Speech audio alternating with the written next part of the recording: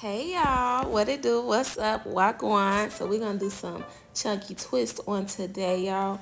I'm gonna jump right into this video. So boom, we are using Cuban twist, super long, 24-inch hair. And what I did was parted my hair from ear to ear in the back because that's about how thick I want my parts. And I'm gonna do about 4 parts in the back. As you can see, honey, my parts, I really did not care about these parts this time. I just wanted to do, get these locks up in my hair, okay? That didn't matter to me. So here we go. We are doing these locks, and I'm gonna start braiding with my own hair. And I took one piece of the color 4 hair and then one piece of the 1B hair. And what I'm gonna do is braided in, and let me see how I can explain this for you all. So I braided it with a little piece for one part and then the long piece as a strand. So the 2 short pieces were together as one strand, and I mixed those with my own hair, and I just braided it on down.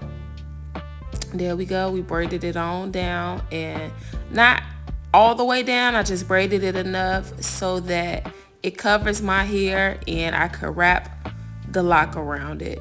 Wrap the hair around to create the lock.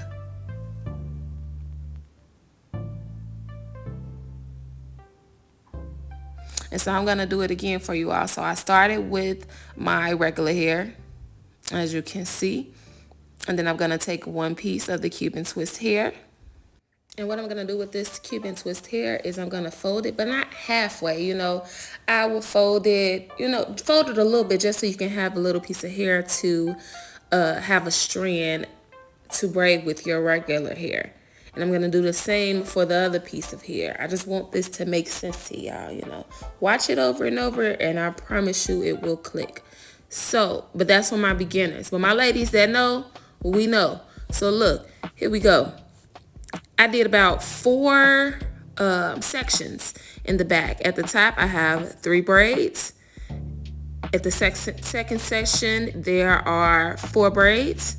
The third section is 5 braids. Okay, and then we have 4 braids in the first section that I did in the back. Okay, y'all, we got some progress. I look crazy, but it is what it is.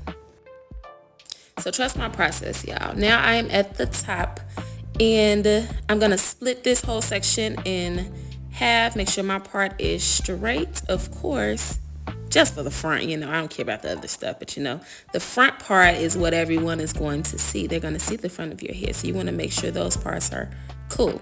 And so now I'm just braiding them all down. I did about 3 sections on each side that I parted. Let me see, that's about, I think 2 in the middle section, or 3 in the middle section, 2 at the bottom. But we gonna count them. I'm gonna count them all, and I'm gonna let y'all know. It wasn't that many, but I feel like I did too many braids. When I do my own hair, it's like my hair is so thick, and I feel like I just got the biggest head in the world. So most of the time, I end up putting more braids than what I'm supposed to. Even if I wanted to put less, I just don't get it. It just happens that way. But I did the first one, as you can see. And I'm gonna show y'all how I wrap that. So again, I use the 1B hair, and I also use the color 4 hair. You want to get that highlight going. We want that color blend to be real. We want that spiffy. So here we go. We're going to take that 1B hair. We crochet it in at the top.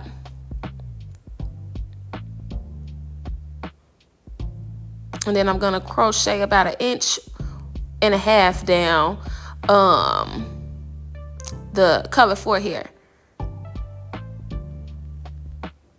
And so what I'm going to do is begin with that long piece, the other part of the crochet piece, and then I'm just gonna start wrapping it.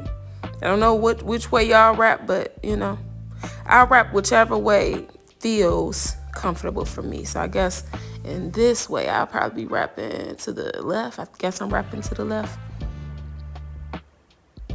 Is y'all right? But it's my left on here.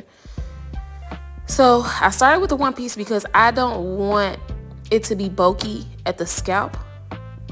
So I took that one piece and now I am blending it with the color 4 piece. So now I have 2 pieces and I'm wrapping it around just so I can get that thickness of the lock that I want. And the trick to this was you have to keep the pieces straight. So I slowed it down for my girlies that, y'all need a little slow-mo and that's fine, So I slowed it down so you can see I'm keeping these pieces straight. You don't want any tangles. You want to make sure everything is nice and neat, and you want to wrap them tight. But just not too tight because you don't want the braid. You see how I loosened it up? You don't want it to be too tight as to where the locks are stiff.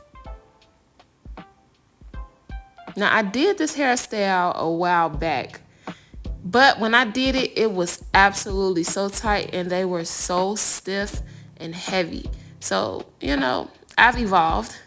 This is 2024 and we have so many different ways to get these type of styles done. So I just wanted to try a way that would be lighter than what I did back in, probably 2019, 2020.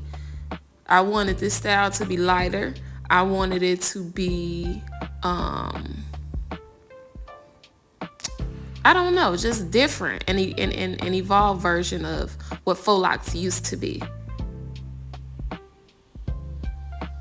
So as you can see, it's not so tight on my scalp. And, this is lighter. It just looks lighter. It feels lighter. However, I used so many packs of hair. So that's what made my hair heavy. I used a lot of packs of hair and I put too many braids in my hair. So that's when I realized my mistake. It was cool right now. It's cool right now because I only got 2 locks in there. But I'm wrapping this around. I just want y'all to get the full process. I'm going to show y'all this full process of how I wrap it. And if you wait until the end, I'm going to show you how I seal the ends. So keep watching. I'm going to wrap it all the way down for you.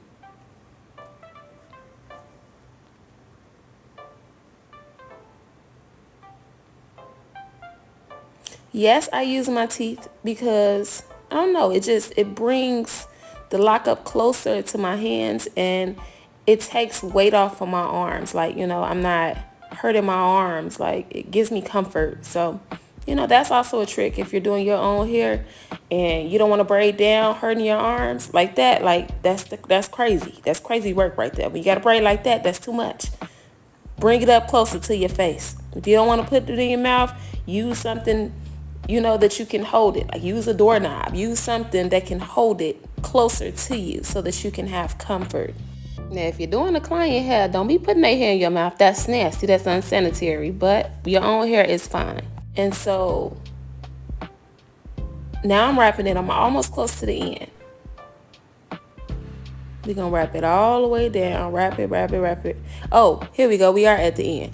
Now, what I did was I started to take one piece, because we don't want it to be super bulky. We're going to split that in half. We're going to take it and we're going to wrap it up. Start wrapping it up. And when you get to a certain thickness, you want to wrap that braid back down, because we want it all to blend and be harmonious and uniform, okay? So now we have this last piece and we just going to fold it up, do the same thing. You're going to wrap it up, keep wrapping.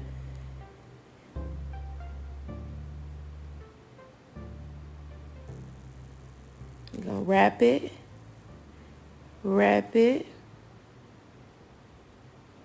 wrap it. Let me show y'all. Let me show you. You got it. Keep wrapping, keep wrapping. Make sure it's nice and neat.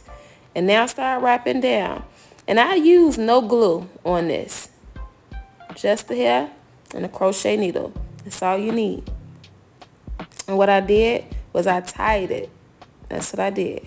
I tied a knot around it so that it could seal. That's how I sealed my ends. And then I wrapped it around again, going down though. And then you palm roll it.